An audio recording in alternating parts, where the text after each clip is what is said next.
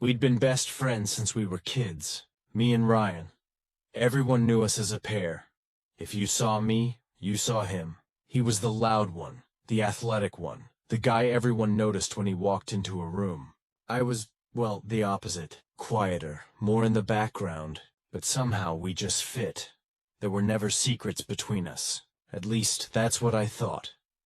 That night, we'd been at a friend's apartment, music blasting, lights too dim, people crammed onto couches and kitchen counters. The kind of place where everything feels both exciting and exhausting at the same time. Someone had pulled out a bottle. Someone else had shouted, "Truth or dare," and suddenly half the room was crowded in a circle. Normally, Ryan and I would have stayed out of it. We weren't into the attention, but that night, maybe because of the drinks, maybe because of the mood, we joined. It started innocent. Silly dares, harmless truths. But then someone grinned and said, "Ryan, I dare you to kiss your best friend." The room exploded with laughter. Whistles, cheers, someone even chanted, "Do it, do it." I laughed too, because that's what you do when the spotlight suddenly lands on you. I rolled my eyes, shook my head, played it off like it was ridiculous. Ryan chuckled, scratching the back of his neck. But then he looked at me. Really looked, and in that split second, everything changed. He leaned closer, and before I could process what was happening, his lips were on mine. The room erupted again. Laughter, shouts, someone snapping a picture. But all I could hear was my own heartbeat, loud and erratic, drowning everything else out, because the kiss wasn't quick. It wasn't a joke, not the way it felt. His lips lingered, warm, deliberate. His hand brushed against mine, almost like he meant it. When he finally pulled back, my face burned. Everyone around us was laughing, but I couldn't join in. I just stared at him, trying to make sense of the way he'd looked at me in that moment. Like maybe he wasn't laughing either. We played it off, of course, pretended it was nothing. Just a stupid dare. But later, when the party died down and people stumbled home, I couldn't stop replaying it in my head.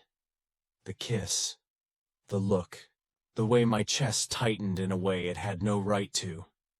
And for the first time, I wondered if maybe, just maybe, there had always been more between us than I wanted to admit.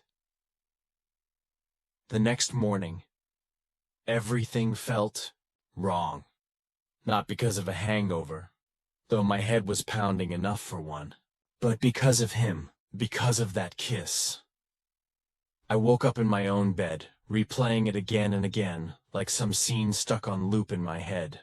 The way Ryan had leaned in, the pressure of his lips, the heat that spread through me like fire I didn't know I'd been waiting for. It was supposed to be a joke, but it hadn't felt like one.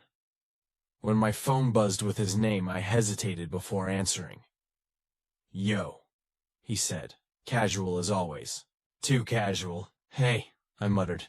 A beat of silence stretched between us, heavier than it should have been. Then he asked, "Wanna hang? Get food or something?" I should have said no, should have pretended I was busy. But of course, I said yes.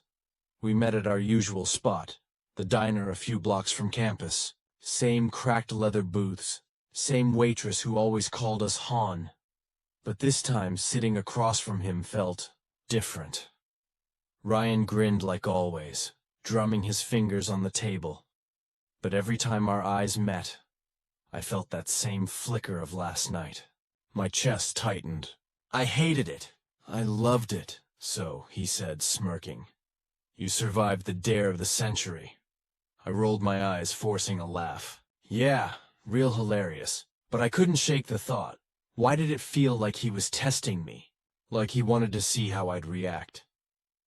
He leaned back, studying me with that infuriating smirk. "Come on, you're not gonna get all weird about it, right?"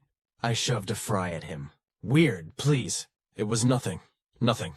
The lie tasted bitter the second it left my mouth. Ryan chuckled and changed the subject. But the space between us felt tighter than ever. Every brush of his arm against mine, every time his knee knocked into mine under the table, sent sparks through me I tried desperately to ignore. That week was torture. We still hung out every day. Basketball games, late-night study sessions, stupid inside jokes that no one else got. But beneath it all there was this undercurrent, this silent question neither of us dared to ask. Sometimes I caught him looking at me when he thought I wasn't paying attention. Sometimes I looked back, and every time it felt like standing on the edge of something dangerous, something thrilling, something I wasn't sure I was ready for. One night, we were in my dorm, sprawled out on the floor with books and snacks scattered around us. Ryan had fallen asleep mid-sentence, his head tilted against the wall. I watched him, the rise and fall of his chest, the way his hair fell into his eyes, the soft curve of his lips, and my heart ached with something I couldn't deny anymore. I wanted more. But he was my best friend, the one person I couldn't afford to lose. So I stayed quiet, pretended it was nothing, pretended last night never happened. But deep down, I knew pretending wouldn't last forever. It couldn't stay unspoken forever. 2 weeks had passed since the party, since that stupid dare that flipped my whole world upside down. And though we both tried to act normal, cracks were showing. The silences between us grew heavier.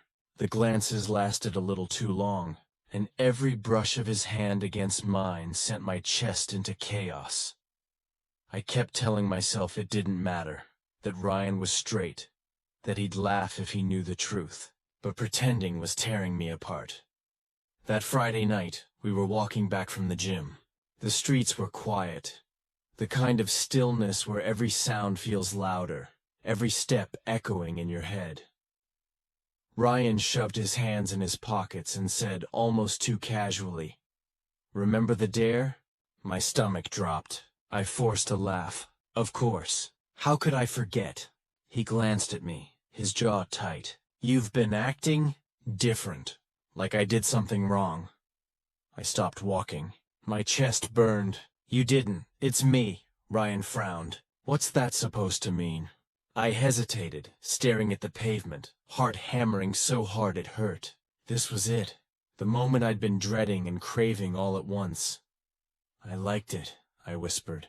My voice cracked, but I didn't stop. "That kiss, I liked it way more than I should have. And I've been trying to act normal, but I can't. Because you're my best friend. And I don't want to lose you, but..."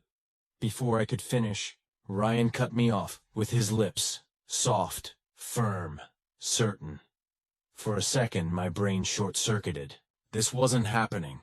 This couldn't be happening. But it was. Ryan was kissing me. Not as a joke, not for a dare, but real.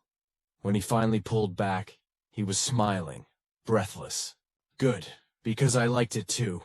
I stared at him, stunned. "You, what?" He laughed softly, running a hand through his messy hair. "I didn't want to freak you out, but that night, it didn't feel like nothing to me. And honestly, I've been trying to figure it out ever since." I couldn't speak, could barely breathe. All I managed was a shaky, "So what now?" Ryan stepped closer, his voice gentle. "Now." We stopped pretending it was just a joke. And just like that, the weight I'd been carrying for weeks, maybe years, lifted. The thing is, love doesn't always arrive with fireworks and certainty. Sometimes it sneaks in quietly, hidden in laughter, in dares, in the space between friends. And then, one night, it changes everything. That night, standing under the streetlight with Ryan's hand brushing mine, I knew everything had changed. And for once, I wasn't scared. And that's how one stupid dare turned into the best thing that ever happened to me. If this story touched you, don't forget to like the video, subscribe, and share it with someone who loves a good slow burn romance. Your support means the world, and helps me bring you even more stories like this one.